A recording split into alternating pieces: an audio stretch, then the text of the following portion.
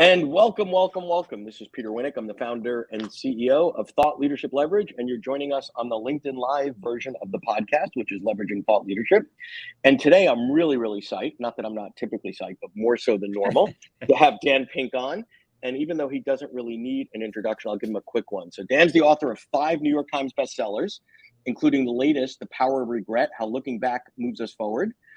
His other books include When, A Whole New Mind, Drive, and To Sell is Human. And before we go into his esteemed accomplishments, I'd rather just talk to him because that would be more interesting. So Dan, thank you so much for coming on today. Appreciate it. Thank you for having me, Peter. Always good to see you. Yeah, so let's just dive in. So you have been at the publishing, well, amongst other things, publishing for what, 18, 20 years? When did you first? 20 years. 20 years. So, 20 years, yeah. Wow. So which is kind of amazing given that I myself am only 27. So, yeah, you know, I was a publishing prodigy. I began when I was 6 or 7 years old. So you're like the King Tut of publishing. You know what? That is basically, Peter, how most people describe me. King Tut of and what they mean by that is they mean that dead and embalmed.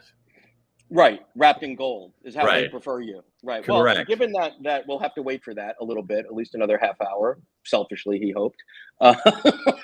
So, give us a high level, sort of how different the world of publishing is today than 20 years ago, and what's similar.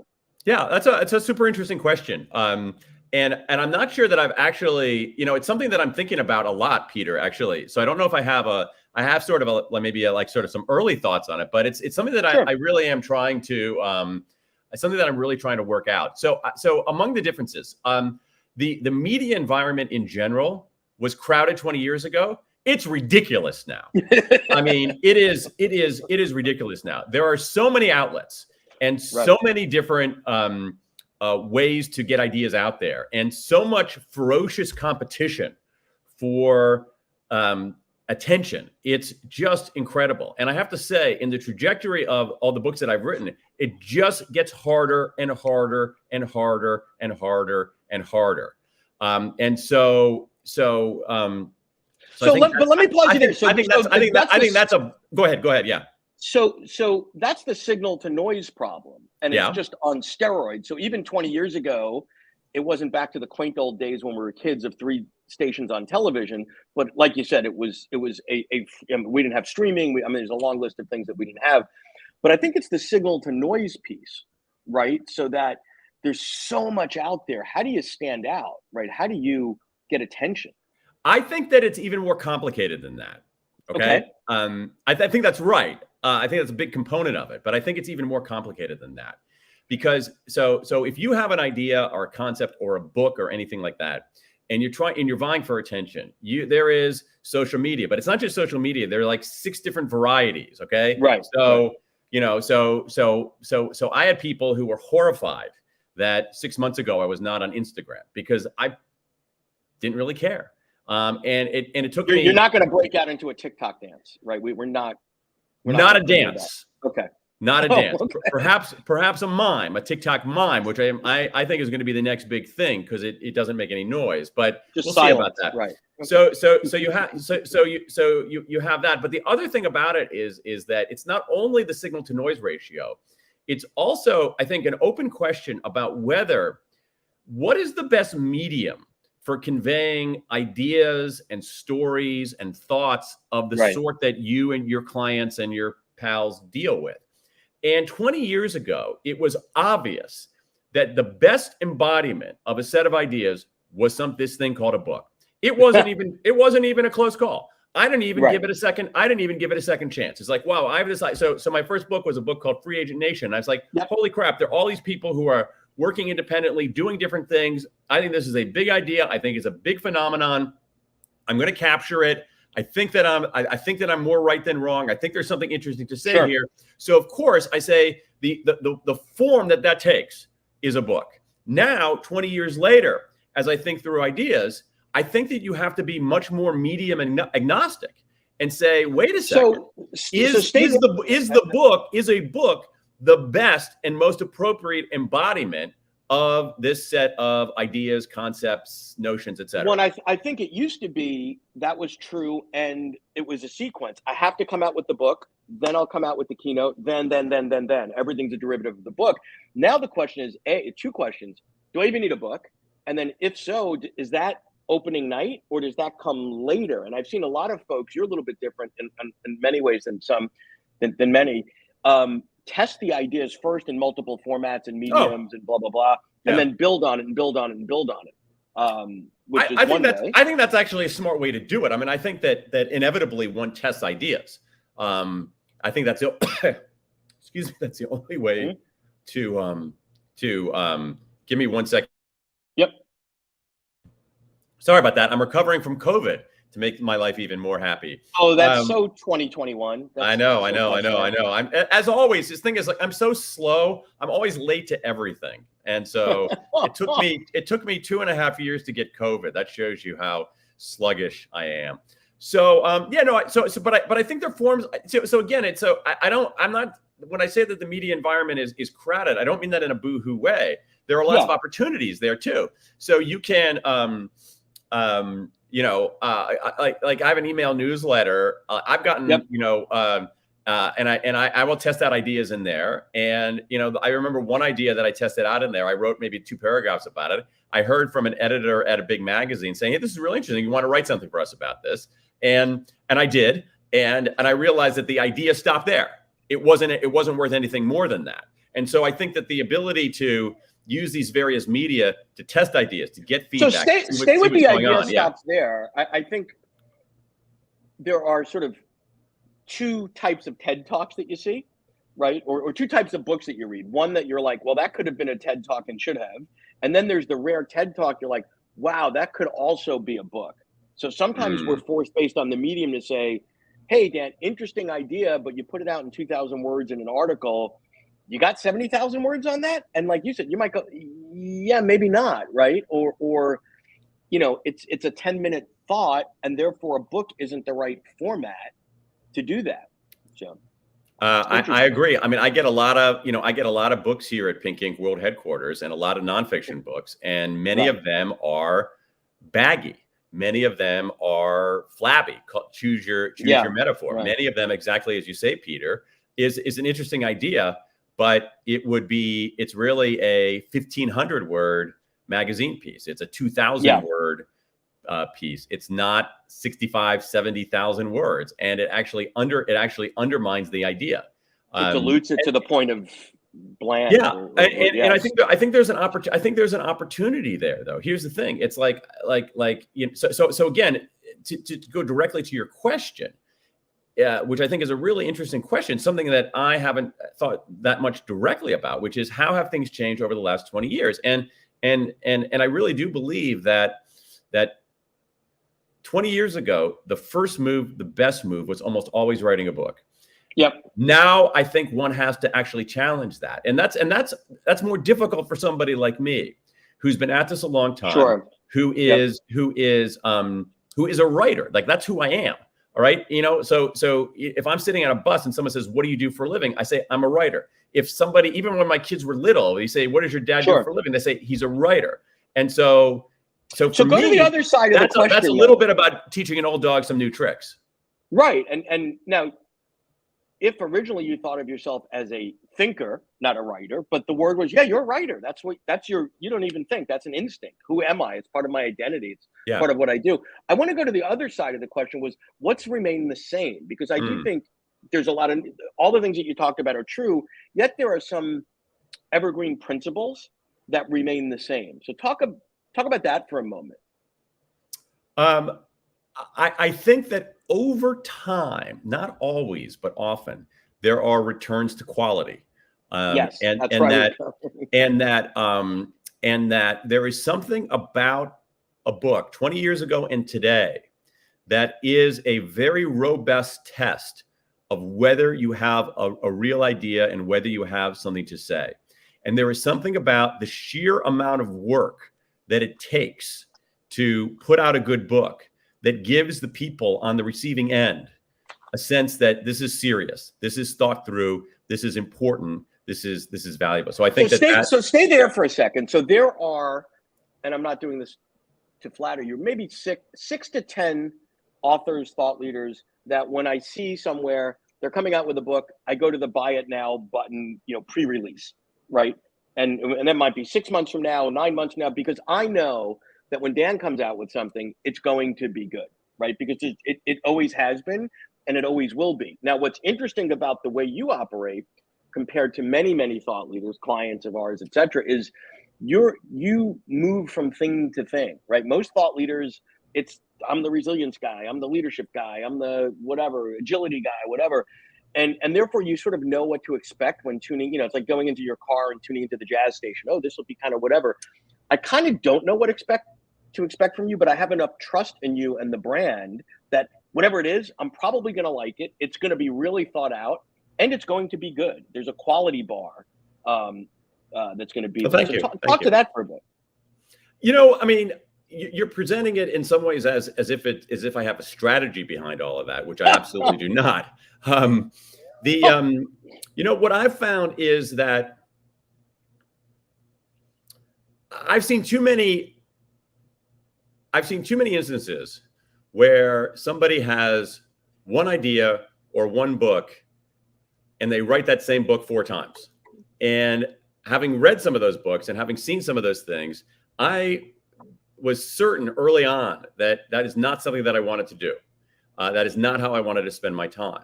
The other thing is that I think this goes back in part, this is just about me. It's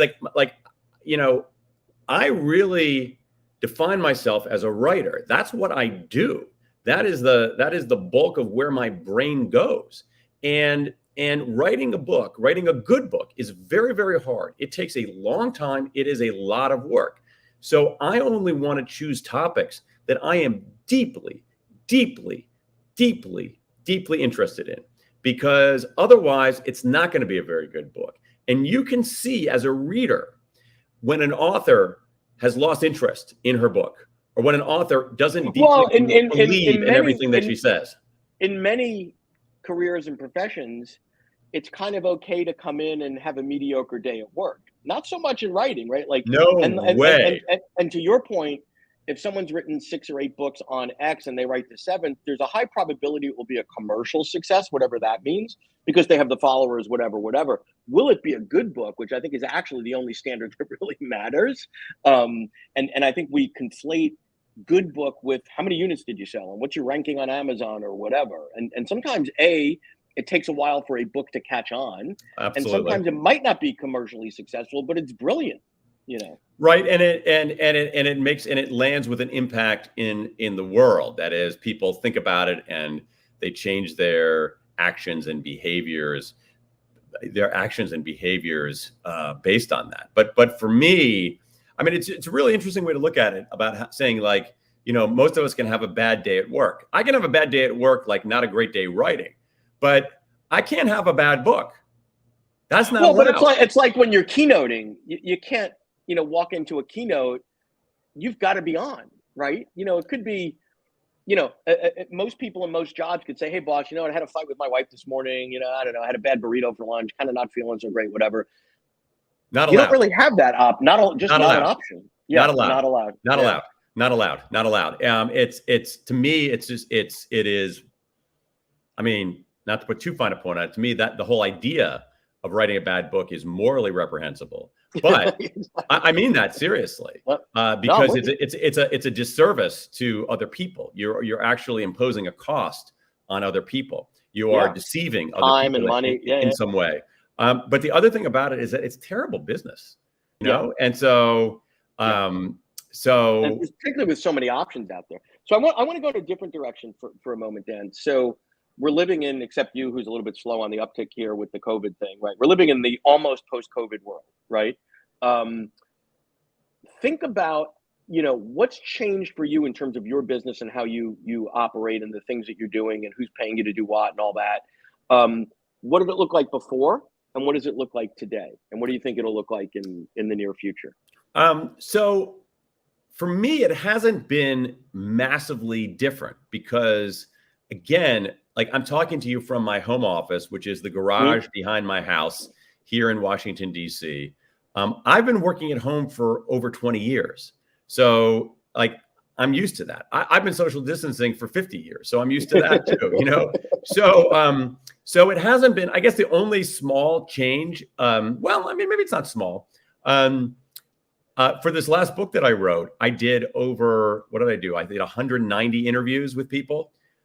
Not a single one was in person. All of them were over Zoom.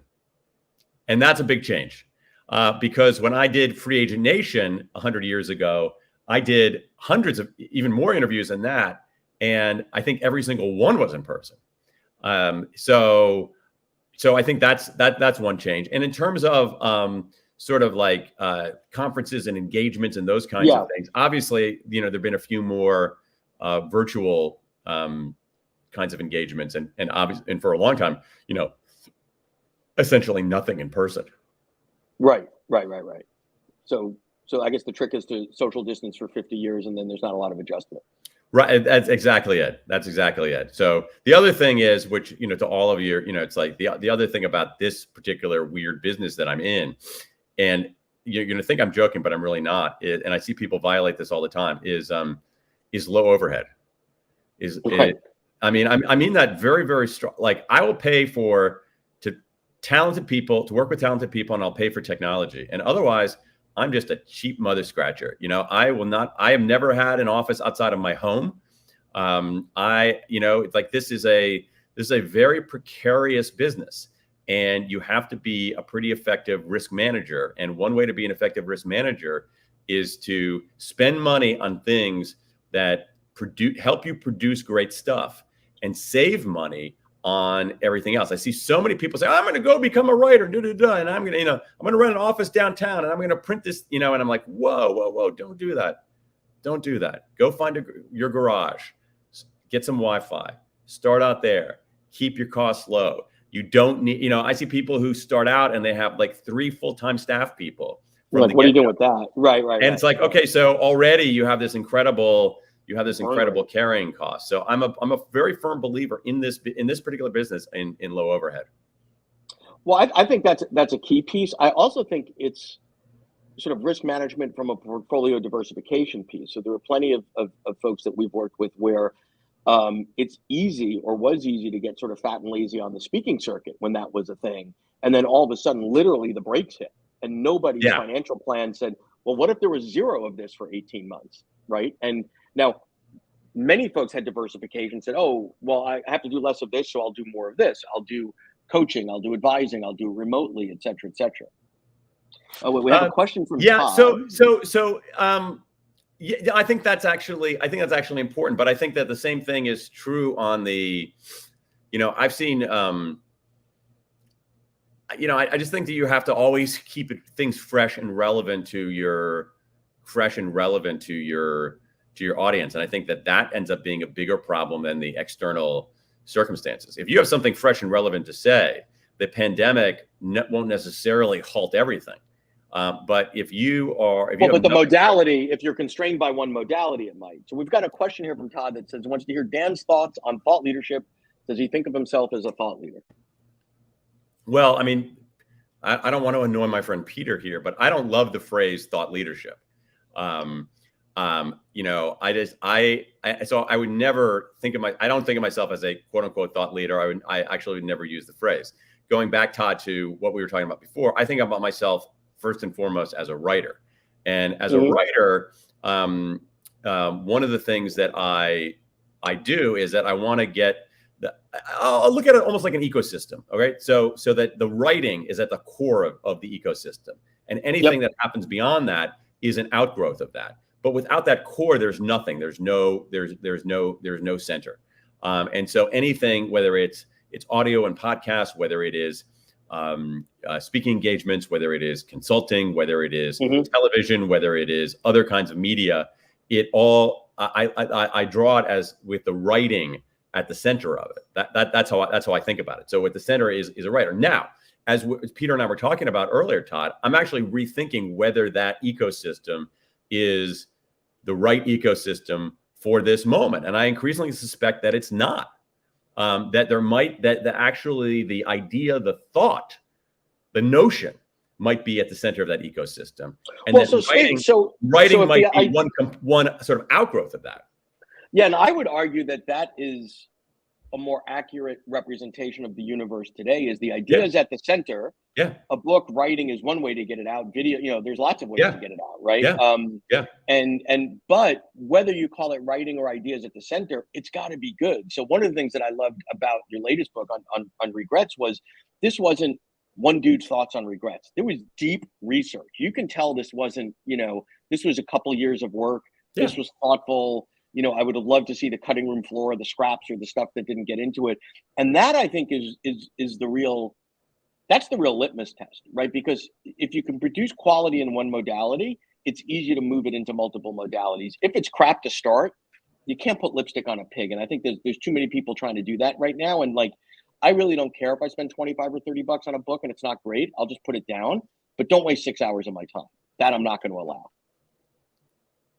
Amen. I am your hallelujah chorus on that. And I actually think about that as a writer because of those kinds of frustrations I have as a reader. When I think about someone picking up a copy of any of my books, I think about it as, holy smokes, man, this person is spending 25 bucks or 12 bucks on the paperback or 14 bucks on the paperback, whatever it is. So that's that's like real money. It's like not zero. But also like I'm going to say, and what I'm saying to them is the time thing. It's like, you know what, reader, there's nothing better for you to do for the next 8 hours of your life than read my book. It's time spent reading my stuff is more useful and valuable to you than spending time with your family, than going out and exercising, than going to the grocery store, then going, and that's a very high bar. And I try to, and I think about that all the time when I'm writing. And that's also one of the reasons why I work mightily to keep my books a reasonable length. And actually, because I've had the experience as a writer saying, okay, I'm reading 7 pages of this, 8 pages of this, because you found it out, because you spent some time doing the research. Sure. And now you're going to torture me because you did the work, but it doesn't really help me as a reader to read 7 pages on the history of the fruit fly when there was a fruit fly in this experiment. It's funny that you say that because occasionally I've got stuck in what I call the Kindle rabbit hole. So I tend to read almost everything on my Kindle. And it's just, and I have like the dumbest version of a Kindle because I don't want, I don't want to get distracted, wind up on the internet, whatever, smart. black and white. And it keeps me in it's this equivalent now. It took me a while to be in book mode here it is. This is my trusty dopey Kindle, right? Yeah, no, that's smart. And I know I typically read 2 to 3 books a week. So I kind of know my cadence and, blah, blah, blah, blah, blah. But every now and then I'm reading something, it feels like, oh my, I've been reading this forever. And I'm at 17%. And then I have to go backwards and out and say, how many pages is this damn thing? Like, oh my God, 800. I never would have picked up an 800-page book on the history of Winston Churchill's cognac habit or something. Like, I just would have known. So I think there is something. And if you can't say it in less, it probably doesn't need the more. It depends, here's the thing. The material tells you how much it needs. And the thing is that the material tells you how much space it needs, but the writer has to say, all right, material, are you sure? Can we do it? Can we do it? Can we do it? Sure. I'll give you an example of this from my own, and it's a pain in the ass. So I'll give you an example from this last book. So I think it was like literally what's it? 20, this is 22, 21, no, 2022, 2021, 2020. Yeah, I think so. I think it was like 2 years ago this summer, like right around now. I'm in this very office and I'm reading lots and lots of papers about regret. And I was curious there's a lot of research on how regret develops in children, a lot of research in developmental psychology about how regret develops, how children process it, how old they are when they're able to understand it. And I read the folders are right over there. I probably spent a month reading that research. And it's a lot. It's a lot. And it's not easy going. Then I took notes and I had a whole file there. And then when I got to the point in the book where I was going to talk about that, I realized that I could essentially explain everything readers needed to know about that in 2 paragraphs. Now, that's a pain in the ass. because I put in a lot of work. And so the question that you face is, do I want to torture readers because I spent a month of work, so much time. Yeah. or do I want to actually punish myself, torture myself and say, you know what, you're going to have to throw that's on the cutting room floor, man, because your readers don't need to know that. And I think earlier in my life, when I was much younger, I might not have had the maturity to do that. But now I think that it's essential. But is the right metric, volume in, volume out? It could be without if you're only using it on word count, you'd say, wow, that was a bad use of my time, 1 month for 500 words or whatever the conversion rate is. But you might say, but that actually laid the foundation for my thinking to not do more research on this or build the foundation here. Sure. So I agree with you about that. I think that's a very healthy way to look at it. When you're after the fact, exactly. When you're at your keyboard and you're saying, wait a second, did I just describe everything in 2 paragraphs? Yeah. And there's really nothing more that anybody needs to know about this. Wow. That's kind of a bummer. Are you sure? Yeah. Interesting. So you are now, when did the book came out? Fairly recently? Was it 2 months ago? February. I just finished it. February. Okay. A couple of months ago. So you're sort of on the tail end of launch, I would imagine, right? Kind of winding down. What are the things that you've learned this time when launching it, around whether it's strategies, tactics, what's working, what's not working? I mean, you mentioned how many appearances you're doing. I love that you're able to do it from your office. That's kind of fantastic, right? Yeah. I think what I've learned is that it's really hard out there. So and I think about someone coming out with his or her first book. This is my 7th. So I have some mileage on me. I have some experience. I have some contacts and things like that. Credibility. Yeah. It's just ferociously hard out there to break through. Now, I also think, to one of your earlier points, forgive that cough, is that there are returns to doggedness. I do think that a lot of times publishers are too seduced by the idea that you have this white hot center to make it big. And if you don't hit during that period, it's over. And I do think that that's just not true. Yeah, I agree that you really, really have to stick with it, which is the other reason, even more so today. That was true before. Even more so today, you have to stick with it. You have to think about it as a long-term proposition, which is why you have to pick topics that you're deeply interested in. And I think that's true for anybody who begins to amass any body of work. I'll give you an example. So I think it was, what is this like? Yeah. I think it was like about a week ago. I was on this call and someone said, "Oh, are you done promoting this book?" Meaning this regret book. And right, exactly. Thank you for that laugh. And I said, "No, dude, I'm still promoting a book I wrote 20 years ago. Like, I never stopped promoting these things." So stay, because I think you pointed out the inherent conflict is books have a long-term amortization schedule, right? And there's a lot of reasons why the cadence of the publishing industry, oh, you're a fall release or a spring release, like it was a piece of fashion. But I mean, I live in a world of books, right? And when I give a book or recommend a book to someone, they don't say, "What was the publishing date?" It's like a bottle of wine with 2018 was a great Napa vintage, but 2019 not so much. It's like good ideas last and live, right? But we're living in a world that just because you can go to Amazon, like with your OCD and say, "Ooh, where am I on the list? Where am I on the list?"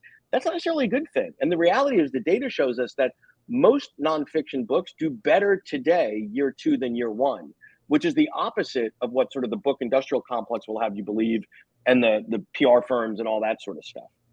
I think a lot of times it takes readers time to find the book that is right for them. Word of mouth, even with the word of mouth for worthy things, I think remains slow. Word of mouth for deceptive, enraging things is incredibly fast. But word of mouth, even today, for these kinds of things is slow. And so you see a lot of books out there that sell and sell and sell and sell and sell and sell over time. And even the whole idea of, I mean, again, this is controversial in this world, but even the whole idea of like a bestseller list, which is denominated based on sales for 1 week. I mean, it's silly. Right. It's silly, and it's silly in a sense. It'd be like, everybody falls into the trap. Of course, I do. Let's see who can run the furthest. All right, and our measure of who can run the furthest is who can run the fastest during a few days. And whether that person actually achieves any distance, we don't care, because all we're measuring is who had the fastest velocity over those few days. I mean, it's completely bonkers. So I've just titled your next book for you, by the way, Rage and Deceive. That's your next book, guaranteed bestseller. Write that down. But one of the things that you see, as you know, in the UK is that they actually print actual sales figures, which I think which something the American publishing industry does not want, because what they'll find out is that a lot of these worthy books that the intelligentsia loves don't sell any copies. And what sells copies in enormous numbers are books that the intelligentsia barely even knows exists, let alone reads. So like the Kardashian cookbook or something. Yeah, but not even that. I mean, if you think about something like I'll give you an example. So Atomic Habits, an incredibly successful book. Mm-hmm. I mean, just unbelievable commercial success. My hunch, it's only a hunch, is that the New York Times has never written about that book. That the New York Times has never covered that book and said, this is a phenomenon. What's this guy saying? This is something that people are embracing. My hunch is that the New York Times has never written anything about this. This reminds me a little bit of, and I'm showing my age here on two dimensions, is that when that book Good to Great came out, it must have been like in the mid-90s. 20 years ago. 20, even longer, yeah. When Good to Great came out, huge phenomenon. And I remember at some point, one of the big outlets, it was like Newsweek, a thing, or New York Times thing. Right, it was like 7 years later, they're like, there's this book called Good to Great that everybody seems to like. And it's like, after it had sold, millions and millions of copies. So I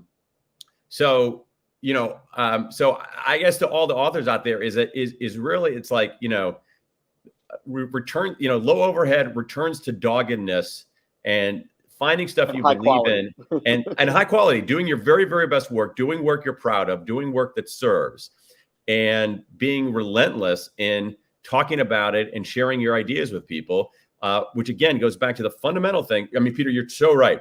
Quality, but also something you care about. I've seen a lot of journalists get seduced. A lot of journalists who will write a story, especially now, they'll write a magazine story, and for whatever weird set of circumstances, it catches fire. Right. And suddenly, at a moment in time. Yeah, and they start getting phone calls. That should be a book. That should be a book. And they are so seduced by that, they end up writing a book, and they realize, like, this is not a book. This is not a book I want to write. And they're trapped, and they end up writing a mediocre book that on a topic they're not all that interested in. And a topic they're not interested in, and they just want to move. They just want to move past it. It's like having an ex-spouse, and you just want to like move their stuff out of the apartment.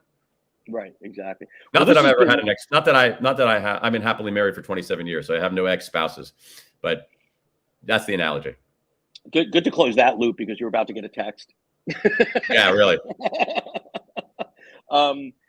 Any other words of wisdom before we wrap it here? This has been phenomenal. I appreciate and admire your work. I appreciate your time. Hey, thank you, Peter. Any other pearls of wisdom? No, I just think, I think that it's, I'd be curious, what for you to keep thinking, because I'd love to hear what else you have to say about this in the future, and even your viewers about, I think it's an important question, is like, what if one is trying to convey ideas, make arguments, make a case, tell stories, what is the best medium for that today? And I would say not even for that, for you at this moment, based on your work.